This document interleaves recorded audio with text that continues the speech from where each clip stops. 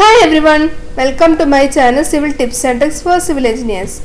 എൻ്റെ video Kerala water അതോറിറ്റിയുടെ എക്സാംസിനും lecturer grade 1 എക്സാംസിനും പിന്നെ കേരള PSCയുടെ എക്സാംസിനും നല്ല യൂസ്ഫുൾ ആയിരിക്കും.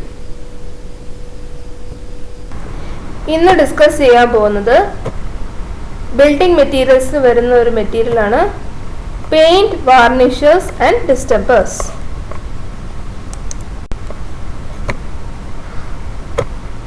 Ingredients of oil-borne paint, vehicle, coloring pigments, solvent, defects in painting. ഇത്രയുമാണ് ഇന്ന് പറയാൻ പോകുന്നത്. ഓക്കെ, പെയിന്റ്സ് എന്ന് പറഞ്ഞാൽ എന്താണ്? ഒരു ഫ്ലൂയിഡ് മെറ്റീരിയൽ ആണ്. നമ്മുടെ ബിൽഡിങ്സിലൊക്കെ അപ്ലൈ ചെയ്യാൻ വേണ്ടിയിട്ടാണ് ഈ പെയിന്റ്സ് നമ്മൾ യൂസ് ചെയ്യുന്നത്. മോസ്റ്റ് യൂസ്ഡ് വന്നിട്ട് ടിമ്പറിലെ മെറ്റൽസിലെ സർഫേസിലൊക്കെ അപ്ലൈ ചെയ്യാനാണ് നമ്മുടെ പെയിന്റ്സ് യൂസ് ചെയ്യുന്നത്. പെയിന്റ്സ് എന്ന് പറഞ്ഞാൽ നമുക്ക് തന്നെ സാധാരണ അറിയാം, നമ്മുടെ ബിൽഡിങ്ങിലൊക്കെ നമ്മൾ പെയിന്റിങ് ചെയ്തില്ലേ, ബ്രഷ് വന്നിട്ട് ഒരു ഫ്ലൂയിഡിൽ മുക്കിയിട്ട് നമ്മുടെ ബിൽഡിങ്ങിലൊക്കെ അപ്ലൈ ചെയ്യും. എന്തിനാണ് ഈ പെയിന്റ് അപ്ലൈ ചെയ്യുന്നത്? നമ്മുടെ ബിൽഡിങ്ങിന് ഒരു കേടുപാടുകൾ ഉണ്ടാകാതിരിക്കാൻ വേണ്ടിയിട്ടാണ് പെയിന്റിങ് ചെയ്യുന്നത്. പിന്നെ പെയിന്റിങ് ചെയ്യുന്നത് കൊണ്ട് തന്നെ നമ്മുടെ ബിൽഡിങ്ങിന് നല്ലൊരു അപ്പിയറൻസും കിട്ടും. ഓക്കെ, പിന്നെ ഈ വാർണിഷ് വന്നിട്ട് ഒരു ട്രാൻസ്പെറൻറ്റ് ആയിട്ടുള്ള ഒരു ഫ്ലൂയിഡ് ആണ്. ഓക്കെ, ഇത് വന്നിട്ട് നമ്മുടെ പെയിന്റഡ് സർഫേസിന്റെ മേളിൽ ഇത് അപ്ലൈ ചെയ്യും. പിന്നെ ഡിസ്റ്റമ്പർ വന്നിട്ട് പ്ലാസ്റ്റേർഡ് സർഫേസിന്റെ മേളിലായിരിക്കും അപ്ലൈ ചെയ്യുന്നത്. ഇത് വന്നിട്ട് പെയിന്റ് ആണ്. Pigment volume concentration number PVCN. PVCN equal to V1 divided by V1 plus V2. V1 എന്ന് പറഞ്ഞു കഴിഞ്ഞാൽ volume of pigment in paint. Pigment എന്ന് പറഞ്ഞു കഴിഞ്ഞാൽ നമ്മുടെ പെയിന്റിൽ ഇടുന്ന കളറിന് പറയുന്നതാണ് പിഗ്മെന്റ്. V2 എന്ന് പറഞ്ഞു കഴിഞ്ഞാൽ volume of non volatile Baker or carrier in paint. Okay, non volatile എന്ന് പറഞ്ഞു കഴിഞ്ഞാൽ നമ്മുടെ ലിക്വിഡ് സബ്സ്റ്റൻസ് പോലെ അല്ല, സോളിഡ് ആയിരിക്കും, അതിന് പറയുന്നതാണ് non volatile. Okay, ingredients in oil borne paint. Ingredients in oil borne പെയിന്റിൽ വരുന്നതാണ് base, vehicle, driers, colouring pigment, solvents. നമ്മൾ ഇത് ആദ്യമേ തന്നെ കണ്ടു. ഓക്കെ, അപ്പൊ ഇതിനെ പറ്റിയാണ് ഇന്ന് ഡിസ്കസ് ചെയ്യാൻ പോകുന്നത്. ബേസ് ഒരു ഇമ്പോർട്ടൻറ്റ് സബ്സ്റ്റൻസ് ആണ് പെയിന്റിൽ വന്നിട്ട് അത് വോളിയൂം കൊടുക്കും. ഓക്കെ, അപ്പം ബേസ് എന്ന് പറഞ്ഞു കഴിഞ്ഞാൽ ബൾക്ക് ഓഫ് പെയിന്റ് ആണ്. ഓക്കെ, സാധാരണ ബേസുകൾ യൂസ് ചെയ്തിരിക്കുന്നത് white lead, red lead, oxide of zinc or zinc white, oxide of iron, titanium white, antimony white, aluminium powder, lithopone. White lead വന്നിട്ട് വുഡ് സർഫസിലൊക്കെ വന്നിട്ടായിരിക്കും ഈ ഒരു പെയിന്റ് യൂസ് ചെയ്യുന്നത്. ഓക്കെ, പിന്നെ ഇതൊരു ലെഡ് പെയിന്റിന്റെ ബേസ് ആണ്. ഇതിന് വേറൊരു പേരാണ് കാർബണേറ്റ് ഓഫ് ലെഡ്. ഓക്കെ, ഇതാണ് വന്നിട്ട് വൈറ്റ് ലെഡ്. അടുത്തത് വന്നിട്ട് റെഡ് ലെഡ് വന്നിട്ട് ഓക്സൈഡ് ഓഫ് ലെഡ് ആണ്. ഇതും വന്നിട്ട് ലെഡ് പെയിന്റ്സിലൊക്കെ ബേസ് ആയിട്ട് യൂസ് ചെയ്യും. പിന്നെ ഇതും വന്നിട്ട് അയൺ സർഫസ് പെയിന്റ് ചെയ്യാനും പ്രൈമിംഗ് കോട്ട് ഓഫ് വുഡ് സർഫസിലും പിന്നെ ഡ്രയർ ആയിട്ട് യൂസ് ചെയ്യും. ഓക്കെ, രണ്ട് പെയിന്റ്സും വന്നിട്ട് പോയിസണസ് ആണ്. ഓക്കെ, പെയിന്റ് അല്ല, രണ്ട് ബേസും വന്നിട്ട് പോയിസണസ് ആണ്. അടുത്തത് വരുന്നതാണ് oxide of zinc or zinc white. ഈ ഓക്സൈഡ് ഓഫ് സിങ്ക് വന്നിട്ട് നമ്മുടെ സിങ്ക് പെയിന്റ്സിലൊക്കെ വന്നിട്ടായിരിക്കും ബേസ് ആയിട്ട് യൂസ് ചെയ്യുന്നത്. പിന്നെ ഇത് ട്രാൻസ്പെറൻറ്റ് ആയിരിക്കും, നോൺ പോയിസണസ് ആയിരിക്കും, അതുകൊണ്ട് തന്നെ ഇത് കോസ്റ്റ്ലി ആയിരിക്കും. പിന്നെ കുറച്ച് നാളെ ഇത് നീണ്ടു നിൽക്കത്തുള്ളൂ. പിന്നെ ഡിഫിക്കൾട്ട് ടു വർക്ക് ആയിരിക്കും. ഇതാണ് ഓക്സൈഡ് ഓഫ് സിങ്ക്. അടുത്തത് വരുന്നതാണ് ഓക്സൈഡ് ഓഫ് അയൺ.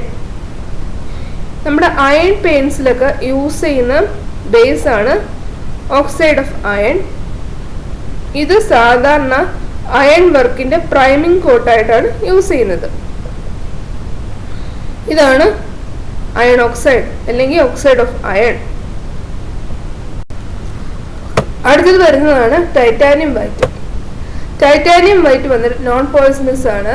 ഇത് സാധാരണ ഒരു തിൻ ഫിലിം, ട്രാൻസ്പെറൻറ്റ് ഫിലിമാണ് പ്രൊവൈഡ് ചെയ്യുന്നത്. ഇത് നമ്മുടെ ഇനാമൽ കോട്ടിന് ബേസ് ആയിട്ട് യൂസ് ചെയ്യും. ഓക്കെ, അതാ പറയുക it is used for receiving coat of enamel. ഇതാണ് ടൈറ്റാനിയം വൈറ്റ്. അടുത്തത് വരുന്നതാണ് ആന്റിമണി വൈറ്റ്. ഇത് നമ്മുടെ ടൈറ്റാനിയം വൈറ്റ് പോലെ തന്നെയാണ്. ഇത് നോൺ പോയിസണസ് ആണ്. തിൻ ട്രാൻസ്പെറൻറ്റ് ഫിലിമാണ് പ്രൊവൈഡ് ചെയ്യുന്നത്. പിന്നെ വന്നിട്ട് നമ്മുടെ ഇനാമൽ കോട്ടിന് ബേസ് ആയിട്ട് അല്ലെങ്കിൽ ഇനാമൽ കോട്ട് റിസീവ് ചെയ്യാനായിട്ട് ആന്റിമണി വൈറ്റ് യൂസ് ചെയ്യും. അടുത്തത് വരുന്നതാണ് അലുമിനിയം പൗഡർ. ഈ അലുമിനിയം പൗഡർ വന്നിട്ട് സാധാരണ വുഡ് വർക്കിന്റെ പ്രൈമിങ് കോട്ടായിട്ട് വന്നിട്ട് യൂസ് ചെയ്യും. ഓക്കെ, പിന്നെ ഈ അലുമിനിയം പൗഡർ ആണ് വന്നിട്ട് നമ്മുടെ വുഡ് സർഫേസിൽ ഈ സീസണിങ് ചെയ്ത് കഴിഞ്ഞിട്ടുള്ള മോയ്സ്ചർ ഉണ്ടല്ലോ, അത് നമ്മുടെ വുഡിൽ മെയിൻറ്റെയിൻ ചെയ്യണം. അപ്പോൾ ഇത് മെയിൻറ്റെയിൻ ചെയ്യാൻ വേണ്ടിയിട്ടാണ് നമ്മുടെ അലുമിനിയം പൗഡർ യൂസ് ചെയ്തത്. ഇത് അലുമിനിയം പൗഡറാണ്. അടുത്തത് വരുന്നതാണ് ലിത്തോഫോൺ. ലിത്തോഫോൺ വന്നിട്ട് സിങ്ക് സൾഫേറ്റിൻ്റെയും ബൈറൈറ്റ്സിൻ്റെയും ഒരു മിക്സ്ചറാണ്. ഇത് സാധാരണ പുവർ വർക്കിലൊക്കെ ആയിരിക്കും വന്നിട്ട് യൂസ് ചെയ്യുന്നത്. ഇത് എന്തുകൊണ്ടായിരിക്കും പുവർ വർക്കിലൊക്കെ യൂസ് ചെയ്യുന്നത്? ഇത് വന്നിട്ട് നമ്മുടെ സൺലൈറ്റ് അടിച്ചു കഴിഞ്ഞാൽ ഈ ഒരു ലിത്തോഫോണിന്റെ കളർ ചേഞ്ച് ചെയ്യും. ഓക്കെ, സാധാരണ ഇത് ഇൻഫീരിയർ വർക്ക് അല്ലെങ്കിൽ ഇൻഫീരിയർ നേച്ചർ എന്ന് പറഞ്ഞു കഴിഞ്ഞാൽ നമ്മുടെ ഇന്റേണൽ വർക്ക്സിലൊക്കെ വന്നിട്ട് ലിത്തോഫോൺ ആണ് യൂസ് ചെയ്യുന്നത്. ഇതാണ് ലിത്തോഫോൺ. അടുത്തത് വരുന്നതാണ് വെഹിക്കിൾ. ഈ വെഹിക്കിൾ വന്നിട്ട് നമ്മുടെ ഈ പെയിന്റ് ഉണ്ടല്ലോ, ഇതിനെ വന്നിട്ട് ലിക്വിഡ് സസ്പെൻഷനിൽ മാറ്റാനായിട്ട് വെഹിക്കിൾ യൂസ് ചെയ്യും. വെഹിക്കിളിന് വേറൊരു പേരാണ് കാരിയർ. പിന്നെ വെഹിക്കിൾ സാധാരണ യൂസ് ചെയ്യുന്നത് വന്നിട്ട് linseed oil, tung oil, poppy oil, nut oil. ഇനി ഈ ഓരോ വെഹിക്കിൾസിനെ പറ്റി നമുക്ക് ഡീറ്റെയിൽ ആയിട്ട് കാണാം. അടുത്തത് വന്നിട്ട് വരുന്നതാണ് ലിൻസീഡ് ഓയിൽ.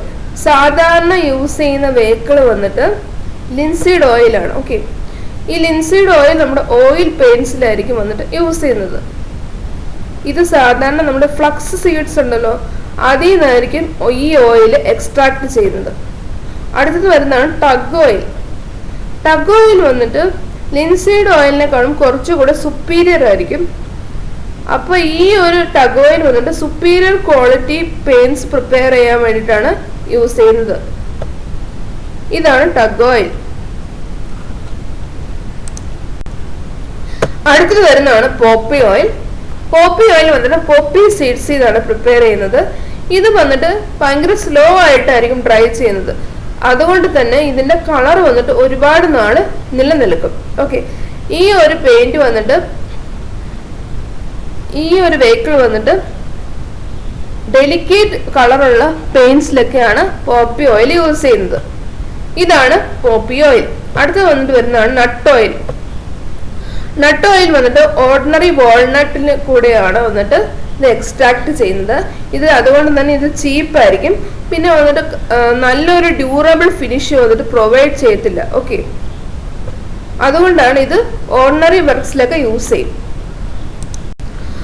അടുത്തത് വന്നിട്ട് ഒരു ഇമ്പോർട്ടൻ്റ് ആയിട്ടുള്ള ടോപ്പിക്കാണ് കളറിങ് പിഗ്മെന്റ്സ്. ഓക്കെ, ഈ കളറിങ് പിഗ്മെന്റ്സ് നമ്മൾ പെയിന്റിൽ ആഡ് ചെയ്യും. എന്തിനാണ് ഈ കളറിങ് പിഗ്മെന്റ്സ് ആഡ് ചെയ്യുന്നത്? പെയിന്റിൽ ഒരു കറക്റ്റ് ആയിട്ടുള്ള ഡിസൈഡ് കളർ കിട്ടാൻ വേണ്ടിയിട്ടാണ് കളറിങ് പിഗ്മെന്റ്സ് യൂസ് ചെയ്യുന്നത്. ഓക്കെ, കളറിങ് പിഗ്മെന്റ്സ് വന്നിട്ട് നമ്മുടെ പെയിന്റിന് ഒരു ചെറിയൊരു ടിൻറ്റ് ഓഫ് കളർ ആയിരിക്കും പ്രൊവൈഡ് ചെയ്യുന്നത്. മീൻസ് അത് 5%-നേക്കാളും കൂടാൻ പാടില്ല. ഓക്കെ, കൂടിക്കഴിഞ്ഞാൽ ആ പെയിന്റ് ഡ്യൂറബിൾ ആയിരിക്കത്തില്ല, ഒരുപാട് നാൾ നിൽക്കത്തില്ല. ഓക്കെ, അപ്പം എന്തൊക്കെ കളേഴ്സ് കാണും? ബ്ലാക്ക് കാണും, ബ്ലൂ കാണും, ഗ്രീൻ കാണും, റെഡ് കാണും, യെല്ലോ കാണും. നമുക്ക് ഈ കളേഴ്സിനെ പറ്റി അടുത്ത സ്ലൈഡ് തൊട്ട് ഡീറ്റെയിൽ ആയിട്ട് കാണാം. അടുത്ത് വരുന്നതാണ് നമ്മുടെ ഓരോ കളേഴ്സിനെ പറ്റിയും ഈ കളേഴ്സ് കൊടുക്കുന്ന ഓരോ സബ്സ്റ്റൻസിനെ പറ്റിയാണ് ഇപ്പൊ ഞാൻ പറയാൻ പോകുന്നത്. ഓക്കെ, ഇതാണ് graphite, lamp black, ivory black, vegetable black ആണ് ബ്ലാക്ക് കളർ വന്നിട്ട് കൊടുക്കുന്നത്. ബ്ലൂ കളർ വന്നിട്ട് indigo, Persian blue, brown burnt umber, raw umber ആണ് വന്നിട്ട് നമ്മുടെ പെയിന്റിന് ബ്ലൂ കളർ കൊടുക്കുന്നത്. ഗ്രീൻ വന്നിട്ട് ക്രോം ഗ്രീനും കോപ്പർ സൾഫേറ്റും ആണ് നമ്മുടെ പെയിന്റിന് ഗ്രീൻ കളർ കൊടുക്കുന്നത്. അടുത്ത് വരുന്നതാണ് റെഡ്. റെഡ് കളർ കൊടുക്കുന്നത് വന്നിട്ട് കലാമൈൻ, റെഡ് ലെഡ്, വെർമിലൻ ലെഡ് ഒക്കെയാണ് വന്നിട്ട് റെഡ് കളർ കൊടുക്കുന്നത്. അടുത്തത് വരുന്നതാണ് യെല്ലോ. യെല്ലോ വന്നിട്ട് Chrome yellow, rose sinner, yellow ഒക്കെ സിങ്ക് ക്രോം ആണ് പെയിന്റിന് യെല്ലോ കളർ കൊടുക്കുന്നത്. ഓക്കെ, അടുത്ത് വരുന്നതാണ് സോൾവെന്റ്. സോൾവെന്റ് വേറൊരു പേരാണ് തിന്നർ. ഈ നമ്മുടെ പെയിന്റിൽ വന്നിട്ട് സോൾവെന്റ് തിന്നർ എന്തിനാ അപ്ലൈ ചെയ്യുന്നതെന്ന് വെച്ച് കഴിഞ്ഞാൽ പെയിന്റ് ഒരു തിൻ സസ്പെൻഷൻ ആക്കി മാറ്റാൻ വേണ്ടിയിട്ടാണ് സോൾവെന്റ് അല്ലെങ്കിൽ തിന്നർ നമ്മൾ യൂസ് ചെയ്യുന്നത്. ഓക്കെ, ഇപ്പൊ നമ്മൾ സോൾവെന്റ് തിന്നർ വന്നിട്ട് അപ്ലൈ ചെയ്തില്ലെന്ന് വെച്ചോ, മീൻസ് പെയിന്റിൽ നമ്മൾ അത് മിക്സ് ചെയ്തില്ലെങ്കിൽ അത് വന്നിട്ട് നമ്മുടെ വാൾ സർഫസിൽ അപ്ലൈ ചെയ്യുമ്പോൾ നല്ല കട്ടിക്കായിരിക്കും അപ്ലൈ ആവുന്നത്.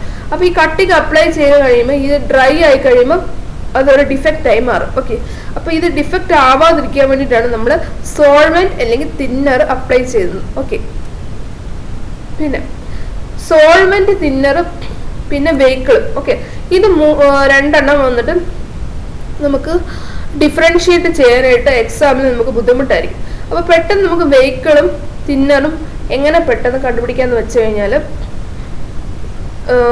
തിന്നർ ഉണ്ടല്ലോ, തിന്നർ വന്ന് ടീയിലല്ല സ്റ്റാർട്ട് ചെയ്യുന്നത്, ടർപ്പൻ്റെ ടി അല്ല സ്റ്റാർട്ട്. അപ്പൊ T for thinner, T for ടർപ്പൻ്റെ ഓർത്ത് വെച്ച് കഴിഞ്ഞാൽ പെട്ടെന്ന് നമുക്ക് എക്സാമിൽ കിട്ടും. പിന്നെ എസ് വന്നിട്ട് എന്തായിരിക്കും വരുന്നത്, ടി ആയിരിക്കും വരുന്നത്. അപ്പൊ അങ്ങനെയും നമുക്ക് സോൾവെന്റ് അല്ലെങ്കിൽ തിന്നർ ഓർത്ത് വയ്ക്കാൻ പറ്റും. അടുത്തത് വരുന്നതാണ് ഡിഫക്ട്സ് ഇൻ പെയിന്റിങ്. പെയിന്റിങ്ങിൽ വരുന്ന ഡിഫക്ട്സ് ആണ് blistering, bloom, fading, flaking, flashing, grinning, running, sagging, saponification, wrinkling. നമുക്കിതെല്ലാം അടുത്ത സ്ലൈഡിൽ ഡീറ്റെയിൽ ആയിട്ട് കാണാം. ഫസ്റ്റ് വരുന്ന ഡിഫക്റ്റ് ആണ് ബ്ലിസ്റ്ററിങ്. ബ്ലിസ്റ്ററിങ് വന്നിട്ട് ഉണ്ടാകുന്നത് ഈ പെയിന്റഡ് സർഫസിനെയും പെയിന്റിന്റെ ഇടയിൽ വാട്ടർ വേപ്പർ ട്രാപ്പ് ആവുന്നതുകൊണ്ടാണ് ഈ ബ്ലിസ്റ്ററിങ് എന്ന് പറഞ്ഞ ഡിഫക്റ്റ് ഉണ്ടാകുന്നത്. ഇത് സാധാരണ ഉണ്ടാകുന്നത് ടിമ്പർ സീസണിങ് ചെയ്യുന്ന സമയമുണ്ടല്ലോ, ആ ഒരു സമയത്ത് വന്നിട്ട് പെയിന്റ് അടിക്കുകയാണെങ്കിൽ ബ്ലിസ്റ്ററിങ് ഡിഫക്റ്റ് ഉണ്ടാവും. പിന്നെ എക്സസ് ഓയിൽ വന്നിട്ട് ഫൈനൽ കോട്ടിൽ ഉണ്ടാവുകയാണെങ്കിൽ ബ്ലിസ്റ്ററിങ് ഉണ്ടാവും. അടുത്ത് വരുന്നതാണ് ബ്ലൂം. പെയിന്റില് ബാഡ് വെന്റിലേഷൻ കാരണമാണ് ബ്ലൂം ഉണ്ടാകുന്നത്. പിന്നെ ഇത് ഡൾ പാച്ചസ് ആയിരിക്കും. പിന്നെ വന്നിട്ട് ഇതാണ് ബ്ലൂമിന്റെ ഒരു പിക്ചർ. ഇത് കണ്ടാൽ മനസ്സിലാവത്തില്ല, പക്ഷെ ഇത് ഡൾ പാച്ചസ് മീൻസ് അടിച്ചു കഴിയുമ്പോൾ ഒരു സൈഡ് കണ്ട ബ്ലാക്ക് കളറും ഒരു സൈഡ് കണ്ട വൈറ്റ് കളറും. ബാഡ് വെന്റിലേഷൻ കാരണമാണ് അത് ഒരുമാതിരി ബ്ലാക്ക് കളറായിട്ട് ഉണ്ടാവുന്നത്.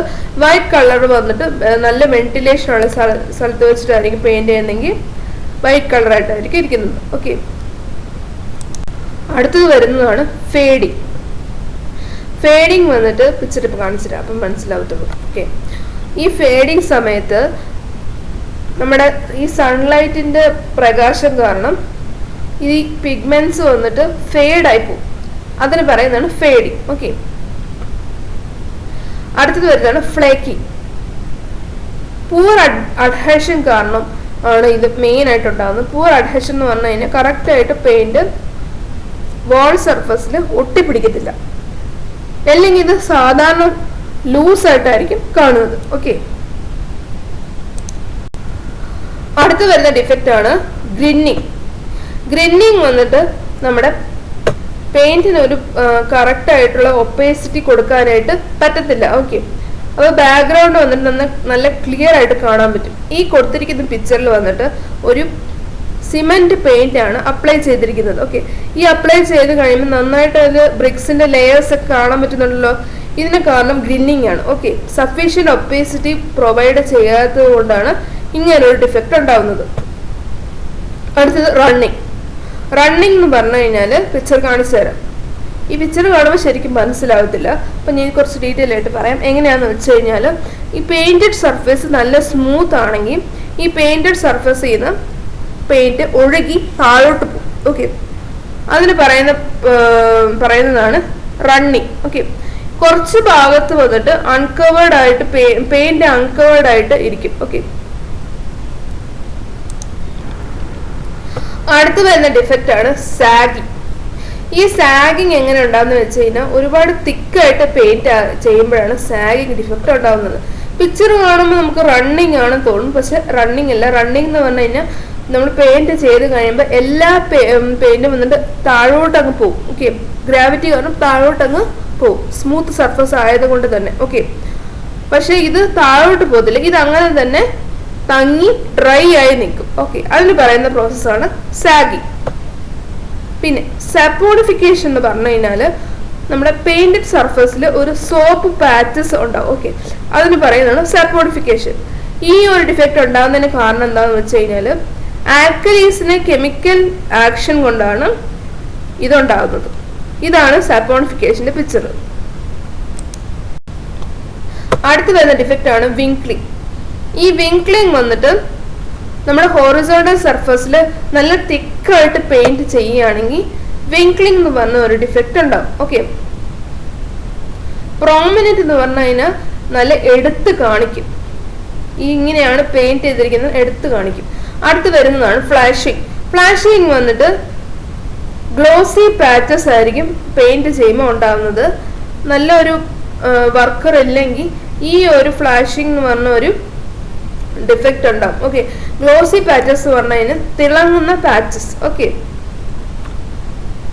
ഞാൻ ഫ്ലാഷിങ്ങിന്റെ പിക്ചർ ഒരുപാട് നോക്കിയായിരുന്നു, പക്ഷെ നെറ്റിൽ ഞാൻ സെർച്ച് ചെയ്തിട്ട് നല്ലൊരു പിക്ചർ കാണാത്തതുകൊണ്ടാണ് ഞാൻ ഇടാത്തത്. ഓക്കെ, നിങ്ങൾക്ക് ഇട്ടിരുന്നെങ്കിൽ കുറച്ചുകൂടെ നല്ലൊരു രീതിയിൽ എനിക്ക് പറഞ്ഞു തരാൻ പറ്റിയില്ല, പക്ഷെ ഞാൻ നെറ്റിൽ നോക്കിയിട്ട് എനിക്ക് കിട്ടിയില്ല.